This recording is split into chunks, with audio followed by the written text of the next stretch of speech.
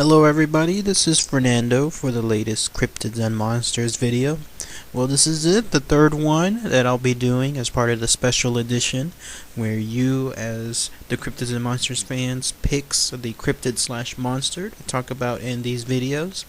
And this has proven so well, so popular that I'm going to do this again soon, probably sometime next month, so that way again I can keep this series fresh and new. And I'll be announcing soon, I guess, when I'll be taking some more submissions with regards to it.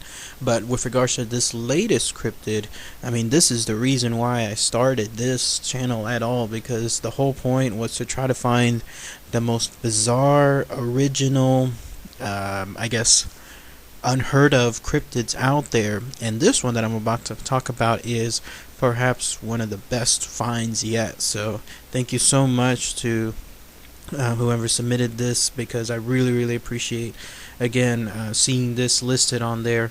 And with regards to this particular cryptid, I'm sure you'll be as fascinated of it as I was as well. So, and again, I'll be doing something like this soon in a couple of weeks, so I'll definitely let everybody know. So this particular cryptid is called the Slide Rock Bolter, and you'll see a picture of it here. And this is, as you can see, this is why this thing is so fascinating, because of the way this cryptid apparently acts, feeds, and lives. And this is one of the most unheard of creatures I've never come across something like this. So it was quite fascinating to read about this, and I'll be so happy to share with everybody. Apparently, the tale of the Slide Rock Bolter was told by lumberjacks here in the U.S., and this goes back to the 19th and up to the early 20th century. And apparently there's only one location for this particular cryptid, and that's in the mountains of Colorado.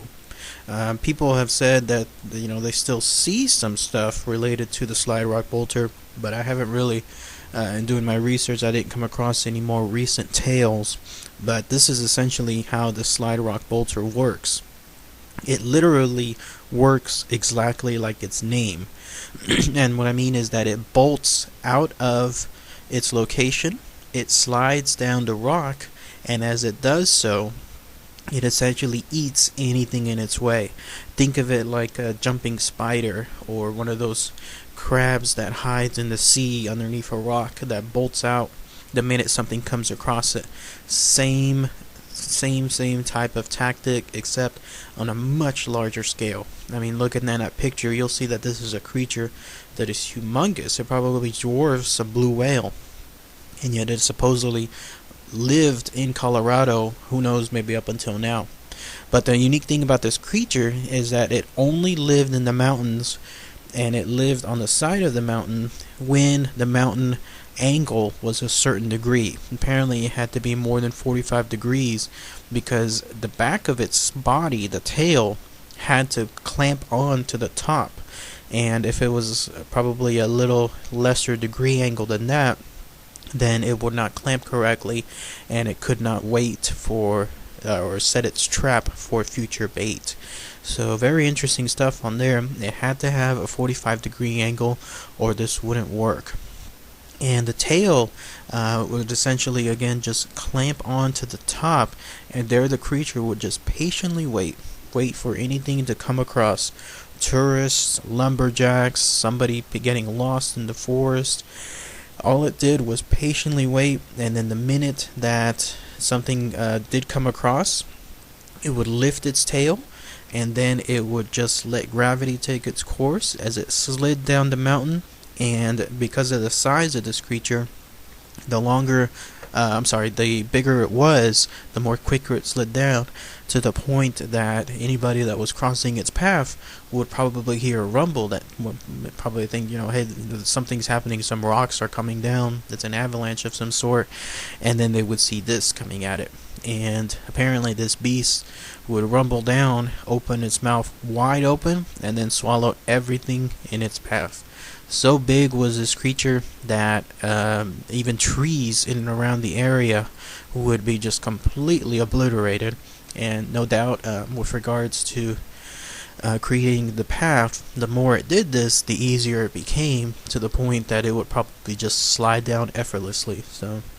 And then the way it got back up is the back of its tail would act, I guess, as little mini hooks, moving hooks, little digits of some sort, fingers if you will, and it would slowly crawl its way back and then clamp on to the top of the mountain and wait for the next victim. So how cool is that? What a unique cryptid. See, this is the type of stuff that gets me excited when it comes to these videos and these cryptids, because anything involving such a unique design, I mean, it makes sense. It can happen. We see it actually in nature right now with the aforementioned jumping spider jumping out of, let's say, a hidden rock, or those crabs underneath the sea that again leap out. Even eels do that as well.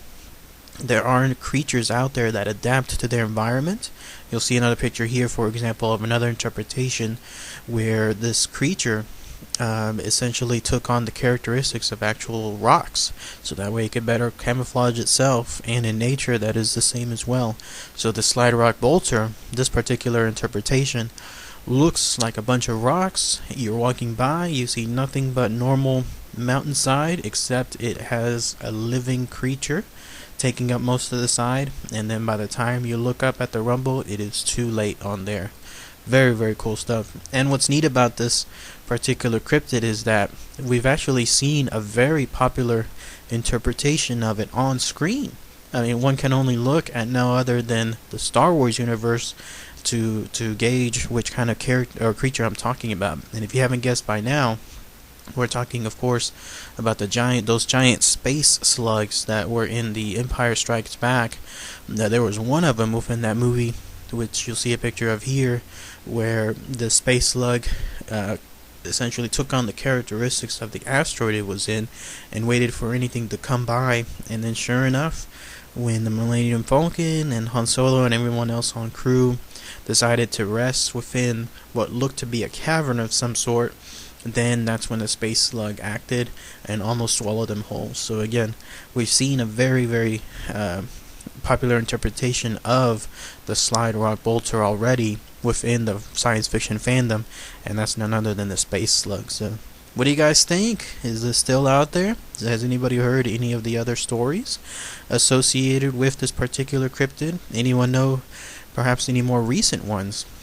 I would love to hear anybody that knows a more recent story, because again, anything involving these things, it looks like it's just in the 19th, maybe early of 20th century, nothing later than that. But the idea that something like this truly is out there, how cool would that be?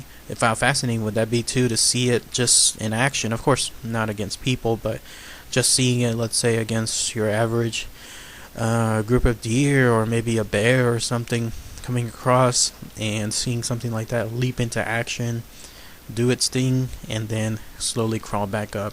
This would truly be a fascinating creature to place in any kind of movie or science fiction fandom, and at least we have something like that in the Star Wars world. So alright, everybody, again, with regards to my Cryptids channel, I'm going to be giving more notice on this soon with regards to the stuff that you can submit. But otherwise, big congrats to everyone, and thank you as always for putting the suggestions out there. Just because I didn't pick yours, by the way, doesn't mean it wasn't good. All it means was that I had limited time to pick 3, and I wanted to make sure I could pick what I feel would be the most fascinating to you all out there. But the stuff that's already been submitted, there's still a good chance I'll talk about it soon. So alright, everybody, take care.